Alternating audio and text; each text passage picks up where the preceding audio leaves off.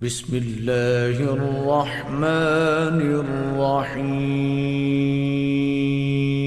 حافظ عبدالحمید گوندل حافظہ اللہ تعالیٰ سے کہ تشریف لائیں اور اپنے خیالات کا اظہار فرمائیں، اور وہ حدیث جو بڑی معروف ہے اور میں اور آپ سنتے ہیں کہ جس کا میں مولا اس کا علی مولا، تو اس حوالے سے کچھ گفتگو اور معنی اور مفہوم کے حوالے سے انشاءاللہ شیخ صاحب گفتگو فرمائیں گے۔ توجہ کے ساتھ انشاءاللہ ہم نے سماعت فرمانا ہے۔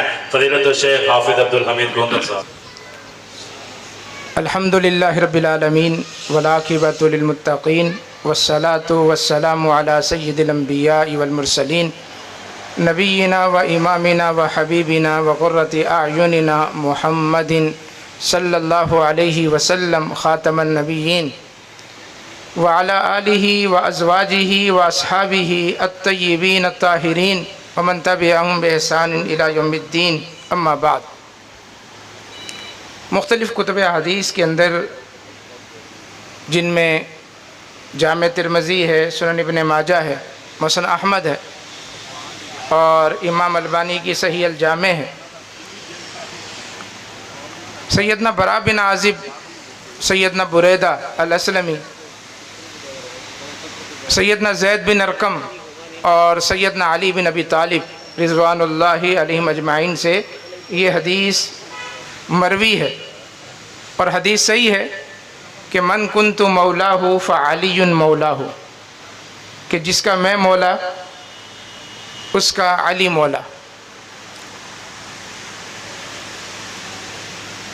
شیعہ مصادر اور مراجع میں بھی اکثر کتابوں کے اندر یہ حدیث موجود ہے، اور اہل تشیع اس حدیث سے سیدنا علی المرتضیٰ رضی اللہ تعالیٰ عنہ کی خلافت بلا فصل وہ کشید کرتے ہیں۔ ان کا عقیدہ ہے کہ یہ فرمان نبوی سیدنا علی کے لیے جانشینی کا اعلان تھا، خلافت کا اعلان تھا، جبکہ اہل السنہ کا یہ عقیدہ ہے کہ اس حدیث کے اندر سیدنا علی رضی اللہ تعالیٰ عنہ کی شان بیان کی گئی، ان کا مقام بیان کیا گیا ہے، اس میں خلافت کا یا جانشینی کا کوئی اعلان نہیں۔ دیکھیں، قرآن مجید کو سمجھنے کے لیے آیات کا شان نزول دیکھا جاتا ہے کہ یہ آیت کب نازل ہوئی، کہاں نازل ہوئی، کس مسئلے میں نازل ہوئی، کس کے سوال میں نازل ہوئی۔ جب ہم شان نزول کو دیکھتے ہیں تو اس آیت کا معنی، مفہوم، تشریح، تفسیر اور اس میں ذکر کردہ مسائل ہمیں سمجھ میں آ جاتے ہیں۔ بغیر شان نزول کے آیات سمجھ نہیں آتی، معنی اور مفہوم غیر واضح ہوتا ہے۔ جو شخص قرآن مجید شان نزول کے بغیر، سیاق و سباق کے بغیر سمجھنے کی یا بیان کرنے کی کوشش کرتا ہے، وہ خود بھی گمراہ ہوتا ہے اور خلق کثیر کو گمراہ کر دیتا ہے۔ بالکل اسی طرح احادیث کا بھی شان ورود ہوتا ہے کہ یہ حدیث اللہ کے نبی نے کب ارشاد فرمائی، کس پیرائے میں ارشاد فرمائی، سیاق و سباق کیا تھا، مسئلہ کیا تھا، کوئی واقعہ ہوا تھا، کسی نے کوئی سوال کیا تھا، کسی مرد کا سوال تھا، کسی عورت کا سوال تھا۔ جب تک ہم احادیث کے سیاق و سباق کو نہیں دیکھتے، شان ورود کو نہیں دیکھتے اور اپنا معنی اور مفہوم بنا کر اس حدیث کو بیان کرتے ہیں، تو قرآن مجید کی طرح کہ جیسے قرآن مجید شان نزول کے بغیر بیان کیا جائے اپنی رائے اور قیاس سے، اسی طرح اگر حدیث شان ورود کے بغیر بیان کی جائے، سیاق و سباق سے ہٹ کے بیان کی جائے، واقعہ کو ہٹا کر بیان کی جائے، تو وہ بھی گمراہی کا باعث بنتی۔ پہلے سن لیں کہ اس حدیث کا سیاق کیا ہے، سباق کیا ہے۔ اکثر بیان نہیں کیا جاتا، بس یہی لفظ من کنت مولاہ فعلی مولاہ، یہ بیان کر کے اپنا مدعا بیان کرتے ہیں، اپنا معنی بیان کرتے ہیں، اپنا عقیدہ نظریہ بیان کرتے ہیں، اور لوگ سمجھتے ہیں کہ شاید یہ حدیث اسی معنی میں بیان ہوئی ہے۔ ایسا نہیں۔ سیاق و سباق کیا تھا؟ نبی اکرم صلی اللہ علیہ وسلم نے سن 9 ہجری میں سیدنا علی المرتضیٰ رضی اللہ تعالیٰ عنہ کو یمن گورنر بنا کر بھیجا تھا، عامل بنا کر بھیجا تھا۔ سیدنا علی نے اللہ کے فضل و کرم سے توحید کا پرچار کیا، شرک کی بے کنی کی، کئی علاقے فتح کیے، کئی قبائل سے جنگ کی، اور بہت بڑی تعداد میں مال غنیمت ہاتھ آیا۔ اسی اسنا میں 10 ہجری اس کا آخری مہینہ شروع ہوا ذوالحج کا، نبی اکرم صلی اللہ علیہ وسلم نے حج کے لیے رخت سفر باندھ لیا، اور آپ کے اس سفر کی گونج ہر اس جگہ پہنچ گئی جہاں مسلمان آباد تھے کہ اللہ کے نبی صلی اللہ علیہ وسلم حج کے لیے آ رہے ہیں۔ تو جو جہاں تھا جس نے سنا اللہ کے نبی حج کے لیے آ رہے ہیں وہ وہیں سے حج کرنے کے لیے نکل پڑا۔ یمن میں سیدنا علی کو پتہ چلا، آپ وہیں سے تیاری کر کے لوگوں کو لے کر حج کے لیے نکلے۔ آپ نے وہ مال غنیمت جو بہت بڑی تعداد میں حاصل ہوا تھا شرعی طریقے کے مطابق لوگوں میں تقسیم کیا اور خمس باقی رکھ لیا۔ کچھ لوگوں کو سیدنا علی رضی اللہ تعالیٰ عنہ کے اس فیصلے پر اعتراض تھا، وہ سمجھ رہے تھے کہ شاید آپ نے مال غنیمت کے تقسیم میں انصاف سے کام نہیں لیا، حالانکہ سیدنا علی کا وہ فیصلہ برحق تھا، اس لیے کہ رسول اللہ صلی اللہ علیہ وسلم نے ان کی تعریف فرمائی تھی اقضاہم علی، کہ سب سے زیادہ حق کے مطابق فیصلہ کرنے والے سیدنا علی۔ تو جس کی تعریف خود محمد الرسول اللہ صلی اللہ علیہ وسلم نے کی ہو، ان کے فیصلے میں کوئی کمی کوتاہی کوئی جھول رہ سکتا ہے؟ ہرگز نہیں۔ ان کے سارے فیصلے مبنی پر انصاف تھے، لیکن پھر بھی کچھ لوگوں کے دلوں میں میل آ گیا۔ قافلہ چلا وہاں سے اور آ کر ملے حجۃ الوداع کے موقع پر نبی اکرم صلی اللہ علیہ وسلم کے ساتھ یمن کے بے شمار لوگ، اور حج کے دوران ہی کچھ لوگوں نے اللہ کے نبی سے ملاقات کر کے سیدنا علی کی شکایت لگا دی۔ جب آپ کے سامنے سیدنا علی کی شکایت آئی تو حدیث کے الفاظ ہیں کہ آپ کے چہرے کا رنگ بدل گیا، آپ کو غصہ آیا کہ علی ایسے فیصلے نہیں کر سکتا، یہ لوگ اعتراض کیوں کر رہے ہیں؟ لیکن آپ صلی اللہ علیہ وسلم نے اس مسئلے کو نہ عرفات کے میدان میں ذکر کیا، نہ مزدلفہ کی رات ذکر کیا، نہ منی کے 3 دن وہاں اللہ کے نبی خیمے میں رہے، لوگ آتے تھے ملتے تھے جاتے تھے، آپ نے کہیں بھی اس بات کا تذکرہ نہیں کیا۔ حج مکمل ہوا، نبی اکرم صلی اللہ علیہ وسلم واپس مدینہ کی جانب چلے۔ حج مکمل ہو گیا تو بہت سارے لوگ چلے گئے، جو بحری راستے سے آئے تھے، جدہ کے راستے سے، ہندوستان وغیرہ سے، مالدیپ سے، سری لنکا سے، وہ مسلمان وہاں چلے، جو جہاں سے آیا تھا اس طرف چلا گیا۔ 3 ملکوں کے قافلے اکٹھے چلتے تھے مکہ سے، یہ مکہ ہے اس طرف جنوب کی طرف، اور یہ شمال کی طرف مدینہ ہے، مشرق اور مغرب یہ اس طرح ہے۔ مکہ جنوب کی طرف ہے، مدینے والوں کا قبلہ ادھر ہے، ادھر منہ کر کے نماز پڑھتے، اس لیے کہ ان کا قبلہ اس طرف ہے، جنوب کی طرف۔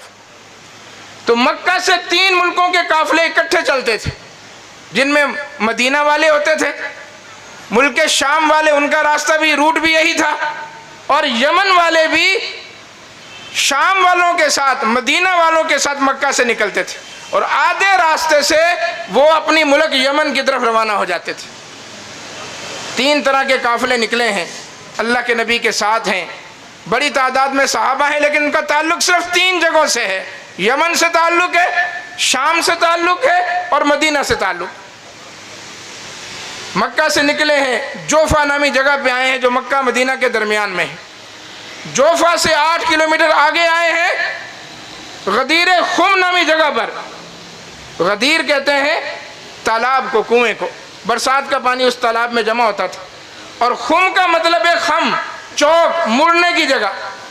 وہ ایک طرح کا چوک تھا، سرائے تھا، لوگوں نے وہاں ہوٹل وغیرہ بنا رکھے ہوں گے، قافلے آ کر یہاں ٹھہرتے تھے، اپنے اونٹوں کو پانی پلاتے تھے، ان کو چارہ کھلاتے تھے، اور سستا کر تازہ دم ہو کر یمن کے قافلے اس طرف روانہ ہو جاتے تھے، مدینہ والے اور شام والے آگے نکل جاتے تھے۔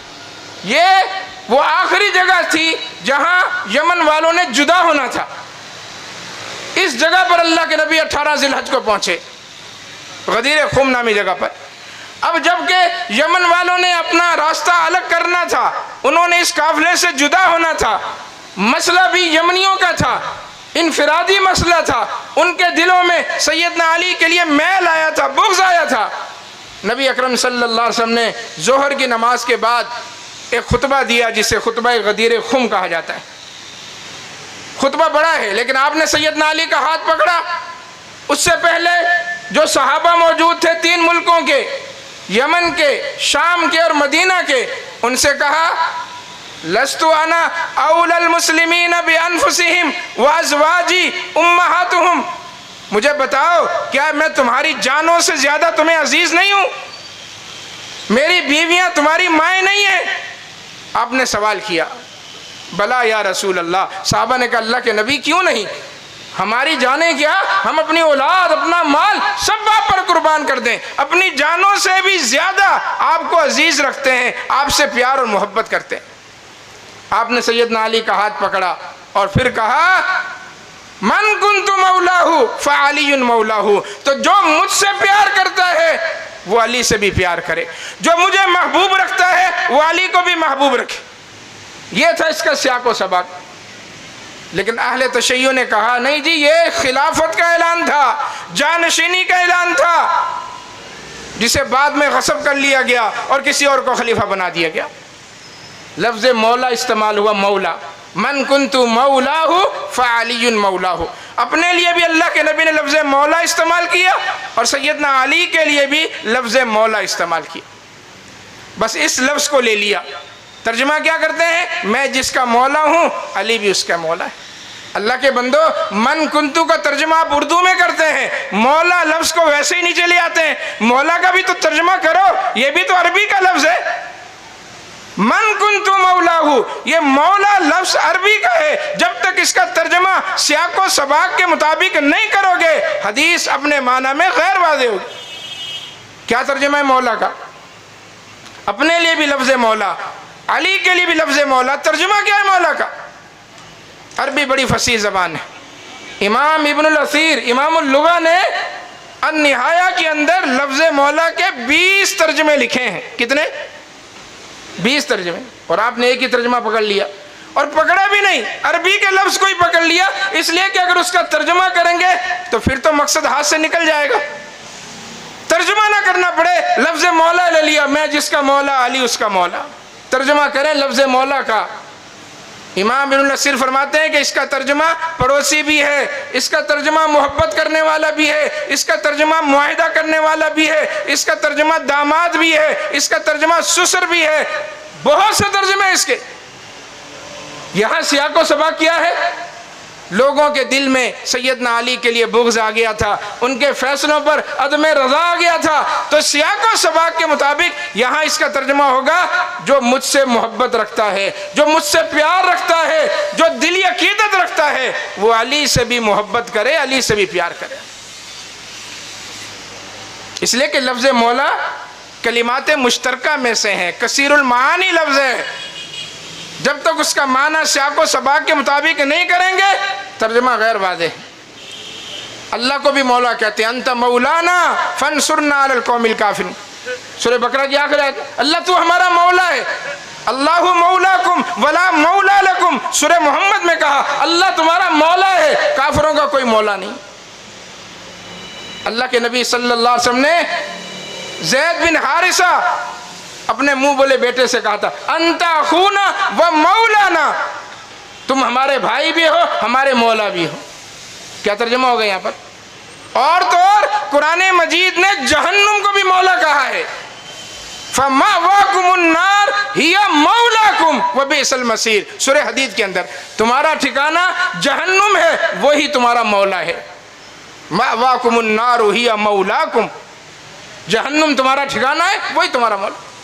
تو ہر جگہ مولا کا ترجمہ مولا کریں گے تو بات بگڑ جائے گی، کوئی بات سمجھ نہیں آئے گی. اللہ کو کیا کہنا ہے، اس کے رسول کو کیا کہنا ہے، صحابہ کو کیا کہنا ہے، جہنم کو کیا کہنا ہے. اس لیے اس کا معنی سیاق و سباق کے مطابق متعین کرنا پڑے گا کہ جہنم کو مولا کس معنی میں کہا گیا، اللہ کو مولا کس معنی میں کہا گیا، زید بن حارثہ کو مولا کس معنی میں کہا گیا. من کنت مولاہ فعلی مولاہ، یہاں مولا کس معنی میں کیا. تو سیاق و سباق کے مطابق اس کا ترجمہ ہوگا دوست، محب، محبت کرنے والا، پیار کرنے والا، الفت کرنے والا. جو مجھ سے پیار کرتا ہے وہ علی سے بھی کرے. لیکن آپ نے اس کا ترجمہ اپنی مرضی کے مطابق کیا. چلیں صحیح ہے، آپ ہماری مرضی کے مطابق ترجمہ نہ کریں، آپ ترجمہ وہ کریں جو حدیث میں موجود ہے. اسی حدیث کے آگے الفاظ بھی مسند احمد کے اندر موجود ہیں. ان الفاظ نے اس کا ترجمہ، اس کا مفہوم متعین کر دیا. اللہ کے نبی نے اس کے بعد ایک دعا کی، اللہم والی من والہ وعادی من عادہ. اللہ کے نبی نے دشمنی کو تقابل میں ذکر کر کے بتا دیا کہ یہاں لفظ مولا کا ترجمہ دوستی ہے، دوستی. اللہم والی من والہ، اے اللہ جو علی کو دوست رکھتا ہے تو بھی اسے دوست رکھ. وعادی من عادہ، اللہ جو علی سے دشمنی رکھتا ہے تو بھی اس سے دشمنی رکھ. لیکن نہیں، لفظ مولا کا ترجمہ نہیں کریں گے، بس مولا علی مولا علی. ترجمہ تو کرو کہ مولا کا مطلب کیا ہے. مولا کا مطلب دوست ہے، آزاد کردہ غلام ہے، بے شمار معنی. تو اس حدیث کو غیر واضح معنی کے اندر بیان کر کے ایک معنی کشید کیا گیا کہ اللہ کے نبی نے غدیر خم کے موقع پر علی کو اپنا جانشین بنایا، ولی وارث بنایا، لہذا 18 ذی الحج کو عید غدیر منائی جاتی ہے. اور کہا جاتا جی بعد والوں نے حق جو ہے غصب کر لیا، حق علی کا تھا. ہم کہتے ہیں کہ اس کا یہ مفہوم نہیں ہے، غلط ہے جو آپ بیان کرتے ہیں. اللہ کے نبی پھر تشریف لے آئے مدینہ میں. محرم کا مہینہ گزرا، سفر کی 29 تاریخ کو آپ بقیع الغرقد گئے. رات کو جا کے اہل بقیع کے لیے مغفرت کی دعا کی. اگلے دن جنازہ تھا، پھر دوبارہ بقیع میں گئے. دھوپ کی شدت کی وجہ سے اللہ کے نبی کو بخار ہو گیا.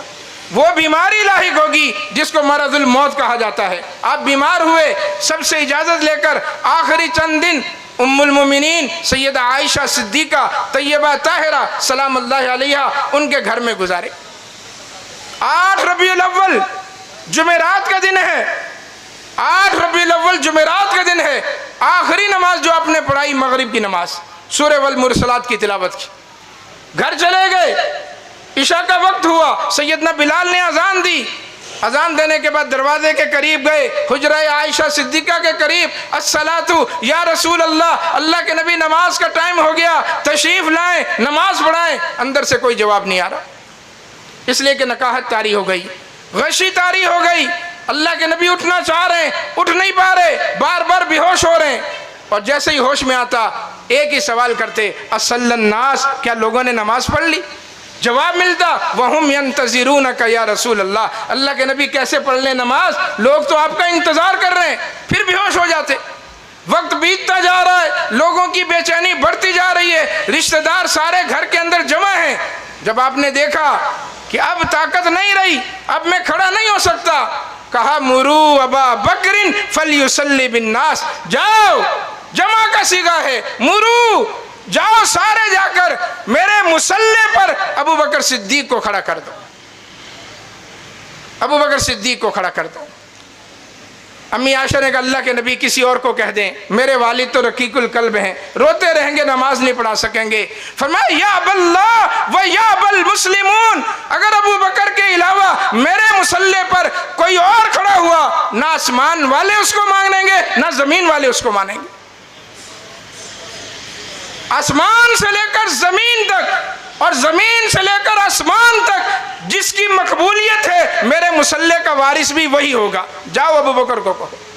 ہم کہتے ہیں اہل تشیع سے کہ بالفرض آپ کا معنی ہم مان لیتے ہیں، من کنت مولا فعلی مولا میں خلافت کا اعلان تھا، جانشینی کا اعلان تھا. تو آج موقع تھا، اللہ کے نبی نماز نہیں پڑھا سکتے تھے، آج موقع تھا کہ اپنے جانشین کو کھڑا کرتے، وسیع کو کھڑا کرتے.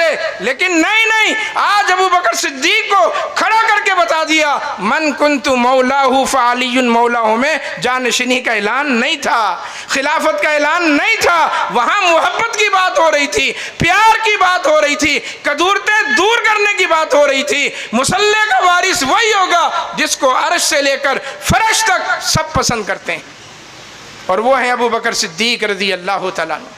ابو بکر صدیق کو کہو. چنانچہ ابو بکر صدیق نے رضی اللہ تعالیٰ عنہ نے آپ کی حیات مبارکہ میں جمعرات کی عشاء پڑھائی. अगले दिन जुमा था 5 नमाजें पढ़ाई, अगले दिन हफ्ता था फिर 5 नमाजें पढ़ाई, अगले दिन इतवार था फिर 5 नमाजें पढ़ाई, 12 रबीउल अव्वल की पीर का दिन आ गया फजर की नमाज भी पढ़ाई। कुल 17 नमाजें अबू बकर सिद्दीक ने मुसल्ला रसूल पर खड़े होकर पढ़ाई। तो गोया ये अमल अल्लाह के नबी का ये हुक्म ये नासिख था और वो मनसूख हो गया। अगर था भी जानशीनी का ऐलान था भी तो आज मुरू अबा बकरिन फलयुसल्ली बिन नास ने वो अमल मनसूख कर दिया, वो हुक्म मनसूख कर दिया। ये नासिख बन गया कि मेरे मुसल्ले का वारिस अबू बकर, मेरे मेहराब का वारिस अबू बकर, मेरे मिंबर का वारिस अबू बकर, मेरी इमामत का वारिस अबू बकर, मेरी सियासत का वारिस अबू बकर, और इस ममलकत का जो इस्लामी ममलकत है उसका वारिस भी अबू बकर। मुरू अबा बकरिन फलयुसल्ली बिन्नास, कितना ज़बरदस्त ऐलान है। मन कुन्तु मौलाहू फ़अलियुन मौलाहू, लोगों ने अपने बच्चे बच्चे को याद करा दी, हम खुद ये याद नहीं कर सके। मुरू अबा बकरिन फलयुसल्ली बिन्नास, इसको लिखकर अपने हाथों पर रखें, अपने मोबाइल पर देखें, अपनी मस्जिदों के मेहराबों में लगाएं, अपने घरों में लगाएं। मुरू अबा बकरिन फलयुसल्ली बिन्नास, ये है खिलाफत बिला फसल का ऐलान। लिहाजा इस हदीस को गलत माना के अंदर इस्तेमाल किया गया और जाकिर इसको उछल उछल कर बयान करते हैं और कहते हैं जी जो रसूल के साथ आप अपना ताल्लुक बनाएंगे वही ताल्लुक अली से बनाना होगा। इसलिए कि रसूल ने कहा मन कुन्तु मौला, पहले अपना ताल्लुक जिक्र किया कि मुझे क्या मानते हो तुम, जो मुझे मानते हो वाली को मानो। नहीं, ये बात नहीं हो रही, यहाँ खिलाफत तकसीम नहीं हो रही, यहाँ नबूवत तकसीम नहीं हो रही, यहाँ इमामत की बात नहीं हो रही। मन कुन्तु मौलाहू का तर्जमा है जो मुझसे मोहब्बत रखता है वो अली से भी मोहब्बत रखे। बारकैफ वक्त कम है, बातें बहुत हैं, इस मौजू को जितना भी आप फैलाएंगे फैल जाएगा। उलमा कराम स्टेज पर मौजूद हैं, ये चंद गुजारिशात थी इस हदीस के हवाले से जो मैंने आपके सामने पेश की। अल्लाह तबारक व तआला हमें सहाबा इकराम की सच्ची मोहब्बत नसीब फरमाए। यारो लगती है यही तरतीब भली, यारो लगती है यही तरतीब भली, अबू बकर उमर उस्मान अली, अबू बकर उमर उस्मान अली, अबू बकर उमर उस्मान अली, यही तरतीब भली है जो अल्लाह की और उसके रसूल की और अहले ईमान की तरतीब है। वाखिरु दावाना अनिल हम्दुलिल्लाहि रब्बिल आलमीन।